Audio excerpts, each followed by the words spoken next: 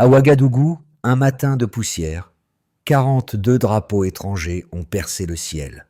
Mais cette fois, ils ne venaient ni pour l'or ni pour les bases militaires, mais pour protéger Ibrahim Traoré, capitaine d'un petit pays longtemps traité comme un pion. Si un homme du Burkina Faso peut faire bouger ainsi les lignes, que signifie cette rupture pour tous ceux qui croyaient l'Afrique condamnée à obéir? Derrière le rugissement des moteurs, c'est l'équilibre réel du pouvoir mondial qui vacille, et personne ne sait encore de quel côté la chute commencera. Ce qui vient de se produire au Burkina Faso ne relève plus du simple déploiement militaire, mais d'un basculement qui recompose les rapports de force au Sahel. La promesse centrale est claire: comprendre comment une nation enclavée, longtemps marginalisée, devient soudain l'élément déclencheur d'un rééquilibrage qui dépasse ses frontières immédiates et redéfinit les marges de manœuvre africaines. L'enjeu est immense. Si un pays parvient à imposer ses propres termes face à des puissances habituées à dicter le tempo, alors c'est tout le modèle d'intervention classique qui se fissure et les choix de souveraineté peuvent changer d'échelle. Mais derrière cette apparente montée en puissance, une question demeure suspendue comme une ombre sur la scène. Combien de temps un tel mouvement peut-il tenir avant que les pressions, visibles et invisibles, ne tentent de l'étouffer? Et surtout, comme un crochet narratif, si ce précédent s'ancre durablement dans la région, quelles autres portes pourrait-il ouvrir ou refermer pour les États qui observaient jusqu'ici en silence? Ce que les observateurs n'avaient pas anticipé apparaît dès les premières heures. L'arrivée coordonnée de 42 contingents n'a pas pour objectif d'imposer un ordre, mais de valider de facto celui que le Burkina Faso cherche à construire. Et le premier signe concret, comme une révélation discrète, se voit dans le positionnement même des troupes, un déploiement sans hiérarchie visible qui tranche radicalement avec chaque intervention des 20 dernières années. Cette anomalie stratégique a surpris autant les analystes que les chancelleries. Le protocole habituel d'une coalition étrangère impose toujours une structure de commandement claire, un marquage symbolique et un cadrage politique. Rien de tout cela ne s'est produit à Ouagadougou. La présence autour d'Ibrahim Traoré se présente plutôt comme une réponse à un basculement tectonique. La possibilité qu'un État sahélien affirme une souveraineté sans alignement automatique ni sur l'Occident ni sur les pôles eurasiatiques. Pour comprendre ce moment, il faut remonter à l'histoire récente du pays. Pendant des décennies, le Burkina Faso a été assigné à un rôle périphérique. Ressources exploitées par des partenaires extérieurs, sécurité dépendante d'opérations internationales lentes et souvent déconnectes du terrain, influence politique calibrée selon les priorités géostratégiques étrangères. Lorsque les attaques djihadistes se sont multipliées, les réponses institutionnelles sont restées prisonnières de schémas classiques. Drones supervisés depuis l'étranger, coopération dispersée, lourdeur bureaucratique qui ralentissait chaque décision locale. C'est précisément dans cet espace de frustration qu'émerge la figure d'Ibrahim Traoré, jeune, direct et surtout décidé à rompre avec les dépendances considérées inévitables. Chaque prise de position publique, chaque refus assumé et chaque négociation alternative ont progressivement construit une scène nouvelle où le Burkina Faso ne se présente plus comme demandeur, mais comme acteur prescripteur. Ainsi, lorsque les avions soudiens, égyptiens, pakistanais ou nigérians frôlent de la piste de Ouagadougou, ils ne confirment pas une tutelle. Ils entérinent un déplacement du centre de gravité politique que beaucoup n'avaient pas vu venir.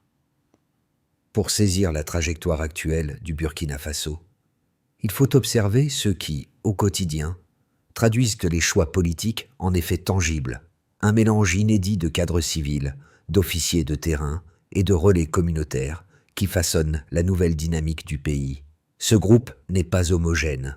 Il se compose d'ingénieurs réaffectés à la reconstruction d'infrastructures critiques, de commandants de zones rodées aux réalités sahéliennes, et de médiateurs locaux capables d'anticiper les tensions avant qu'elles ne s'enflamment. Le premier microcas vient d'un district du Nord, où une équipe conjointe administrateur civil et unité mobile, a réussi en quelques semaines à rétablir des liaisons essentielles interrompues depuis des mois. Leur action, discrète mais méthodique, a permis la reprise d'activités économiques que les habitants croyaient perdues. Ce n'était pas une prouesse militaire, mais une gestion resserrée, axée sur la résolution directe de blocages que les circuits externes mettaient parfois des années à aborder. Le second micro-cas provient du centre du pays, où un commandant de brigade a travaillé avec des associations de jeunes pour sécuriser un axe routier menacé par des infiltrations récurrentes. Là encore, l'effet immédiat ne tient pas à la force brute, mais à la combinaison d'une compréhension fine du terrain et d'un dialogue constant avec les acteurs civils. Ces opérations, souvent invisibles dans les grands récits géopolitiques, créent pourtant les premières briques de stabilité qui rendent possibles les ambitions plus larges. Ce tissu de compétences et de décisions locales, articulé autour de figures qui savent circuler entre institutions et communautés, montre que les transformations ne naissent pas uniquement des sommets. Elles s'enracinent d'abord dans ces pratiques hybrides, coordonnées et patientes, où chaque avancée ouvre un espace nouveau d'autonomie. Le déclenchement ne vient pas d'un tir, mais d'un alignement inédit. Lorsque les C-130 saoudiens traversent l'aube sahélienne, le message n'est pas militaire. Il est politique, direct, presque brutal dans sa clarté. Les observateurs s'attendaient à une assistance limitée. Mais la présence simultanée de 42 contingents brise toute lecture habituelle. Le déclencheur réel réside dans la rupture assumée par Ibrahim Traoré, rupture que les capitales étrangères n'avaient pas anticipée. Couper le cordon avec Paris, tenir tête aux avertissements de Washington, absorber les sanctions européennes, chaque geste a déplacé une pièce sur un échiquier supposé immobile.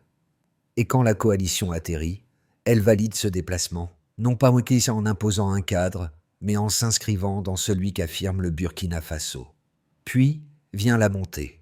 Les pistes de Ouagadougou se couvrent d'un patchwork d'uniformes, saoudiens, égyptiens, pakistanais, nigérians, tous marchant sous le drapeau burkinabé et non sous celui de la coalition. Cette image, simple en apparence, fissure les anciennes certitudes. Les chancelleries européennes y voient un précédent dangereux, un État sahélien revendiquant un accompagnement sans subordination. Les analystes américains y lisant la preuve d'un modèle d'opération concurrent aux cadres occidentaux. À Riyad, on parle de convergence stratégique. À Moscou, d'opportunités. À Pékin, de leviers parallèles. Mais au Burkina Faso, l'effet est immédiat. Le centre-ville se remplit de spectateurs qui comprennent instinctivement que le rapport de force vient de basculer. Le sommet de la séquence arrive. Lorsque les troupes étrangères, au lieu de s'organiser en dispositifs hiérarchiques classiques, se forment en ligne sous un seul drapeau. Rouge, vert, or. Ce moment cristallise la transition. Ce n'est plus une coalition venue protéger une zone instable. C'est une coalition venue entériner une souveraineté revendiquée. Les caméras captent les étendards, les visages, la symétrie parfaite des mouvements. La presse internationale parle d'irruption. À Paris, des réunions d'urgence se succèdent. À Bruxelles, on évoque un effet domino. À Washington, le Pentagone relie la scène comme une démonstration de puissance alternative. Mais dans les rues, le récit est différent. Les habitants ne voient ni conquête, ni tutelle. Ils voient un rare moment où leur pays cesse d'être un arrière-plan pour devenir un point focal. Ensuite vient la retombée. Le choc initial passé, des dissonances apparaissent. Une partie des élites burkinabées juge l'alliance trop risquée. Une autre y voit une chance historique. Les tensions internes se mêlent aux inquiétudes externes. Des murmures de sabotage émergent. Drones disparus, communications perturbées, officiers formés à l'étranger soupçonnés d'agendas parallèles. La montée en puissance attire inévitablement des forces opposées, visibles et invisibles. Dans les capitales occidentales, on prépare des contre-récits. Dans les think tanks, on modélise des scénarios d'isolement. Mais sur le terrain, la population lit ces secousses autrement. comme la conséquence logique d'un pays qui assume enfin ses choix. C'est ici que la séquence se transforme en trajectoire. L'après-coup n'efface pas le sommet, il le stabilise. Les nouvelles lignes de fracture ne viennent pas affaiblir l'élan, mais en révèlent la portée. L'événement n'est plus un épisode. C'est une architecture en construction, fragile, contestée, mais réelle, qui continue de tourner autour d'un pivot. La volonté d'affirmer un cadre propre, porté publiquement par Ibrahim Traoré. Les premiers indicateurs mesurables apparaissent quelques semaines après le déploiement, révélant une dynamique inhabituelle pour un pays longtemps accablé par l'instabilité. Ils ne décrivent pas un miracle, mais une inflexion tangible, lisible dans le quotidien, comme dans les structures administratives. Pour un État sahélien soumis à d'intenses pressions géopolitiques, ces mouvements chiffrés donnent un point d'ancrage précis qui permet de dépasser les interprétations symboliques. Le premier chiffre vient des axes routiers du Nord, où, selon les relevés locaux, le trafic commercial a augmenté d'environ 18%. Cette hausse provient principalement de la sécurisation progressive de corridors jadis menacés, facilitée par les équipes mixtes civilo-militaires. La donnée peut sembler modeste, mais elle signale un retour de confiance, là où, auparavant, la circulation se paralysait dès les premières rumeurs d'incidents. Et cette remontée de flux économiques montre une chose essentielle. La stabilité perçue génère un mouvement spontané, même sans annonce officielle. Le deuxième indicateur concerne les zones périurbaines, où les opérations conjointes ont réduit de près de 30% les interruptions de communication.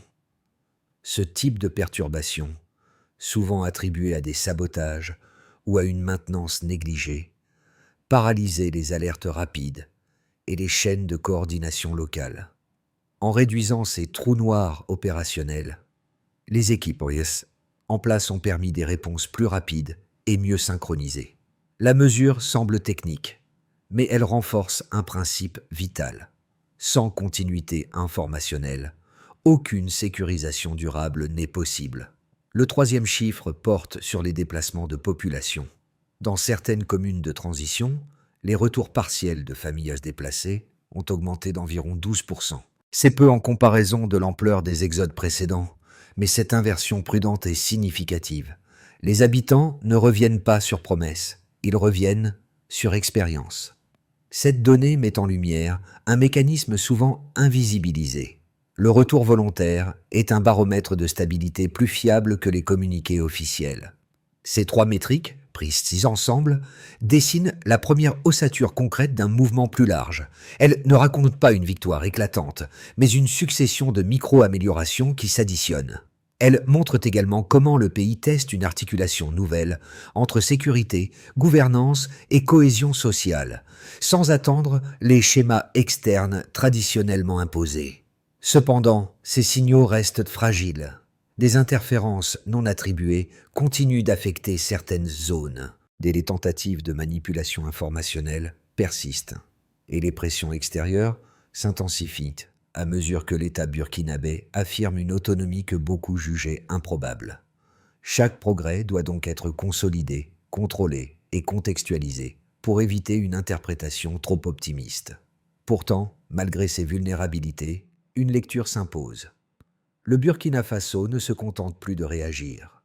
Il mesure, ajuste et renforce ses choix à travers des indicateurs qu'il commence enfin à maîtriser.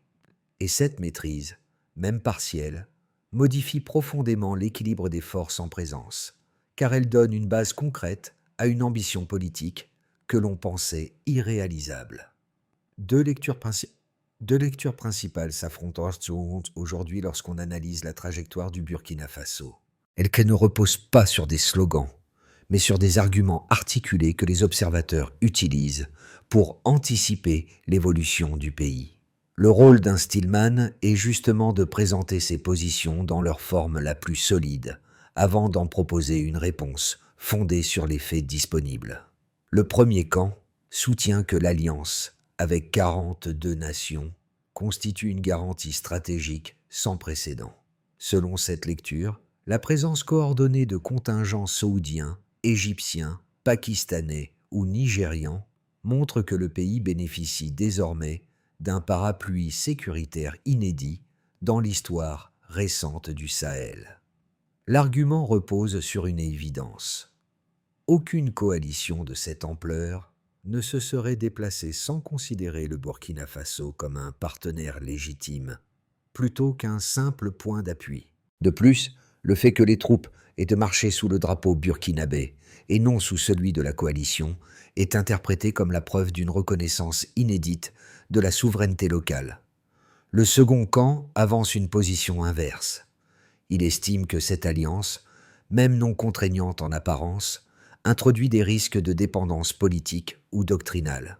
La crainte repose sur l'idée que toute force extérieure, même respectueuse, porte inévitablement ses propres intérêts, qu'il s'agisse de l'influence régionale saoudienne, de l'agenda sécuritaire pakistanais ou des ambitions de projection de puissance du Caire. Ce camp souligne également les signaux d'alerte, sabotage de drones, perturbation de communication, présence d'officiers formés à l'étranger soupçonnés d'agendas parallèles. Pour eux, ces éléments montrent qu'une coalition de cette taille attire mécaniquement des rivalités invisibles qui peuvent fragiliser les institutions burkinabées. La réponse, fondée sur les faits observés, se situe dans un espace intermédiaire. Les données disponibles montrent que la coalition s'est déployée sans imposer de commandement vertical, confirmant le caractère non tutélaire de l'opération. Elles révèlent aussi que les pressions et interférences proviennent moins des partenaires déclarés que d'acteurs extérieurs cherchant à contrer la montée d'un modèle sahélien autonome. Autrement dit, la présence des 42 nations n'est pas l'origine de la fragilité, mais la réaction à un changement d'équilibre qui dérange des puissances tierces. Ainsi, la solidité de la position burkinabé ne dépendra ni d'un rejet d'absolu, ni d'une confiance totale envers l'Alliance, mais de sa capacité à maintenir un usage sélectif, méthodique et souverain de ses partenariats. Un basculement silencieux émerge. Ce changement ne vient ni d'une bataille ni d'une annonce publique, mais d'un glissement interne qui reconfigure la manière dont le Burkina Faso est perçu depuis l'extérieur. À mi-parcours des premières consolidations, quelque chose se cristallise. Le pays n'est plus défini par ce qu'il subit, mais par ce qu'il impose, un renversement rare dans le Sahel contemporain. Le moment décisif survient lorsque les partenaires étrangers cessent d'agir comme des prescripteurs et se comportent plutôt comme des accompagnants, intégrant les conditions fixées localement sans chercher à en modifier la logique. Cette inversion discrète, mais déterminante, marque la première fois depuis des décennies qu'un État de la région dicte les paramètres de sa propre sécurité. Et c'est cette dynamique, ancrée dans les décisions assumées d'Ibrahim Traoré, qui donne au midpoint son poids stratégique. La coalition ne façonne plus le cadre, elle s'y adapte. Un second révélateur intervient simultanément. La jeunesse urbaine commence à se positionner, non pas contre ou pour une puissance étrangère, mais autour d'un principe, la souveraineté sans alignement. Cette attitude numérique, vocale, persistante, devient un signal pour les capitales qui observent le pays. L'élan burkinabé n'est pas seulement institutionnel, il est sociétal. Le milieu du récit change donc la nature du défi. Il ne s'agit plus d'un soutien extérieur exceptionnel, mais d'un pays qui redéfinit activement ses règles du jeu. Les effets du basculement burkinabé ne se limitent plus aux images spectaculaires de 42 nations alignées sous un seul drapeau. Ils se traduisent désormais en conséquences concrètes, perceptibles à travers 4 couches distinctes: la nation elle-même, la diplomatie régionale, la dynamique des populations et les positions des grandes puissances. Chaque couche réagit différemment, mais toutes convergent vers une recomposition durable initiée, en grande partie par les choix affirmés d'Ibrahim Traoré. Sur le terrain intérieur, l'effet le plus immédiat réside dans la restauration progressive d'un sentiment d'agence politique.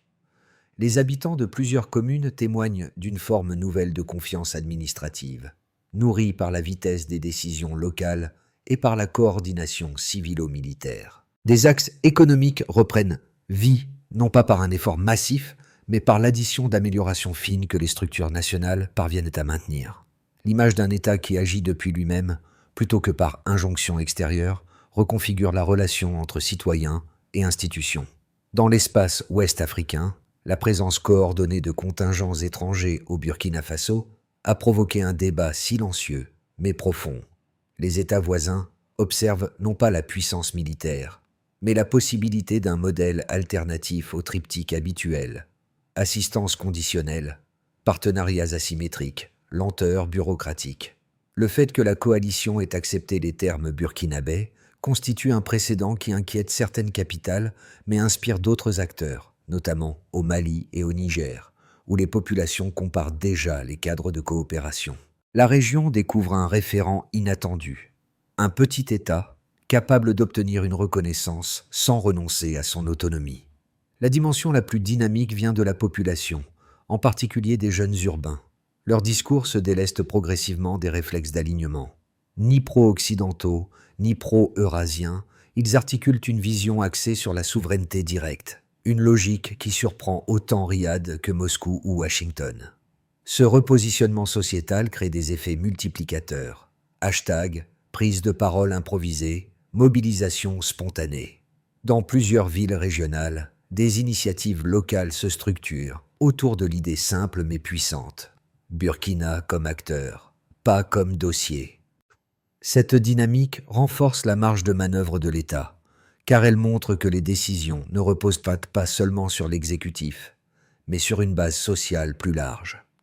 À l'international, la réaction oscille entre prudence et recalibrage. Les institutions européennes redoutent un effet domino, susceptible de transformer la relation traditionnelle entre l'Afrique de l'Ouest et ses anciens partenaires. Washington, inquiet de perdre un levier stratégique, multiplie les offres de soutien technique, souvent perçues comme une tentative d'entrer par une porte latérale. Moscou voit une opportunité, mais une opportunité limitée, car un Burkina Faso réellement autonome n'est contrôlable par personne. Quant à Pékin, la posture reste pragmatique. Investir, proposer, attendre, tout en observant si le pays maintient l'équilibre entre ouverture économique et refus d'ingérence. Au croisement de ces 4 niveaux, une réalité s'impose.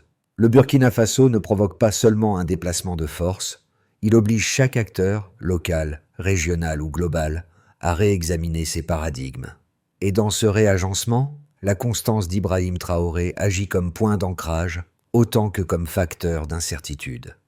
À ce stade de la trajectoire burkinabé, 3 scénarios structurent les projections réalistes pour les 6 à 12 prochains mois. Ils ne reposent ni sur l'optimisme pur, ni sur l'alarmisme, mais sur l'évolution observable des rapports de force, des capacités institutionnelles et des pressions extérieures. Le rôle d'Ibrahim Traoré dans chacun d'eux demeure un élément déterminant, mais jamais suffisant à lui seul.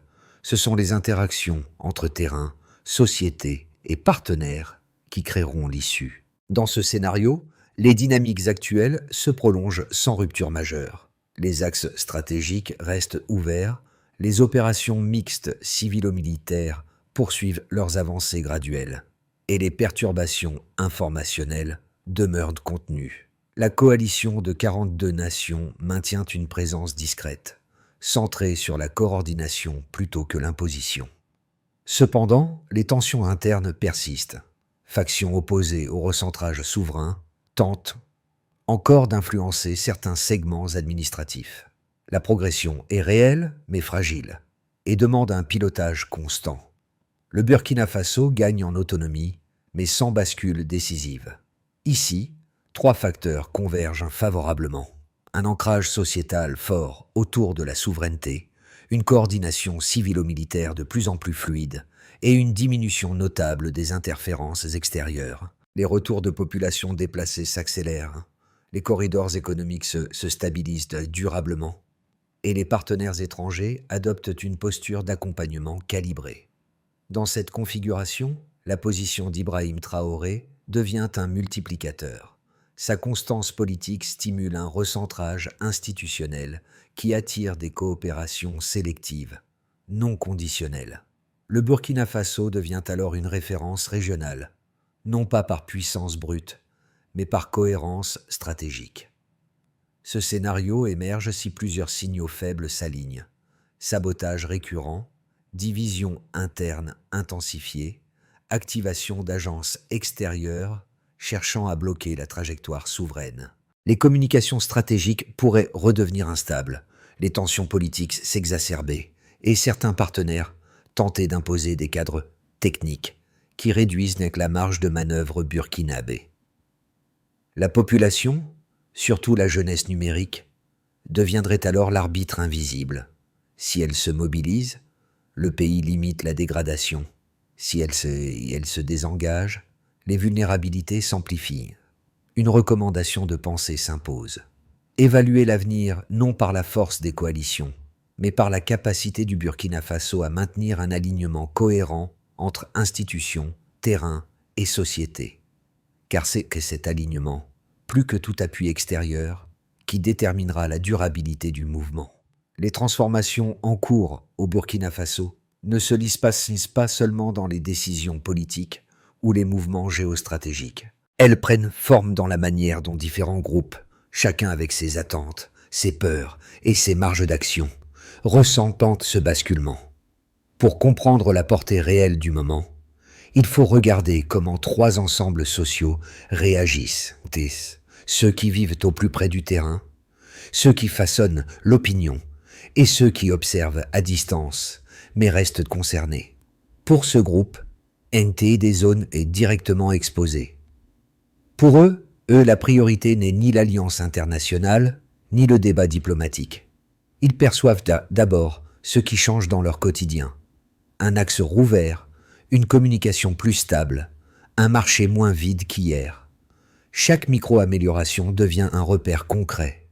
Ces signaux influencent la manière dont ils envisagent l'avenir, non pas comme un récit abstrait, mais comme une succession de moments où l'État semble, enfin, répondre depuis lui-même. Pour ce groupe, naissent urbaine et numérique. Ce groupe vit dans un monde connecté, rapide, où les discours circulent et se transforment. Pour eux, la question centrale n'est pas seulement la sécurité, mais la possibilité de ne plus être assigné à un choix binaire entre grandes puissances. Ils valorisent la cohérence, la transparence, la souveraineté assumée. Leur mobilisation, vidéo, prise de parole, devient un vecteur d'équilibre. Elle empêche que la trajectoire nationale soit redéfinie sans leur regard. Pour ce groupe, NT depuis la région et la diaspora. Ces publics lisent la situation comme un test à large échelle. Ils y voient un cas d'école, un pays qui tente d'avancer sans tutelle. Leur attention exerce une pression douce mais réelle, car elle amplifie les signaux faibles et transforme chaque progrès ou recul en élément de comparaison pour leur propre nation. Ces réactions croisées montrent une vérité simple. Un changement durable ne naît pas uniquement des institutions. Il s'enracine aussi dans la manière dont les populations s'y reconnaissent.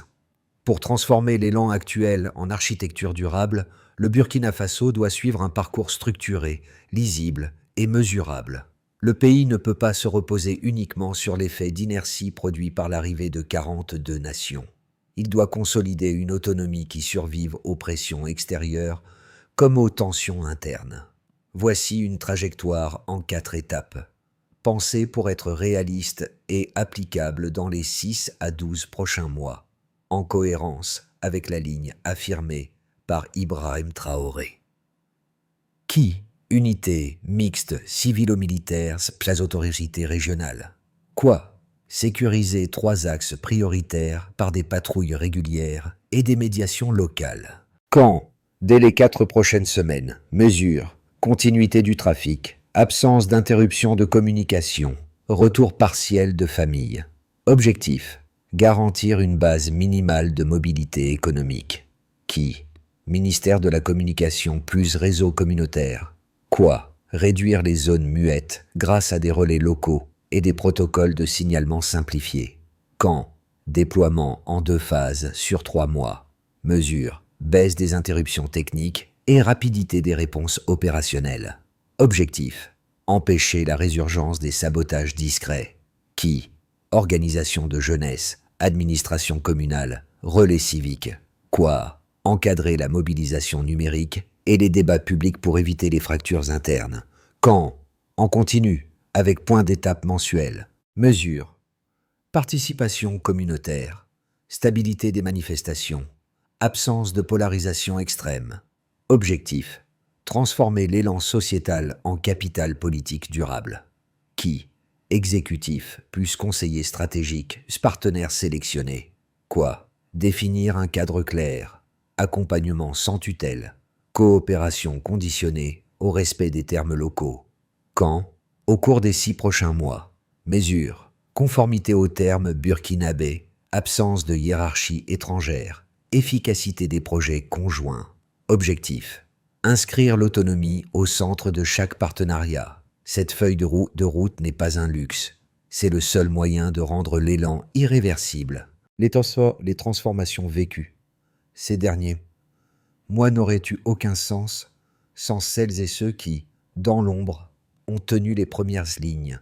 Ces équipes hybrides, civilo-militaires, que l'on a vues dans les microcas du Nord et du Centre, travaillant sans faste, mais avec une constance rare. Ce sont elles qui ont posé les premières pierres de stabilité, souvent avant même que les projecteurs ne se tournent vers Ouagadougou. Et lorsque les 42 nations ont foulé le sol sahélien, elles n'ont pas remplacé ces acteurs discrets. Elles ont simplement élargi l'espace que ces pionniers avaient déjà commencé à défricher.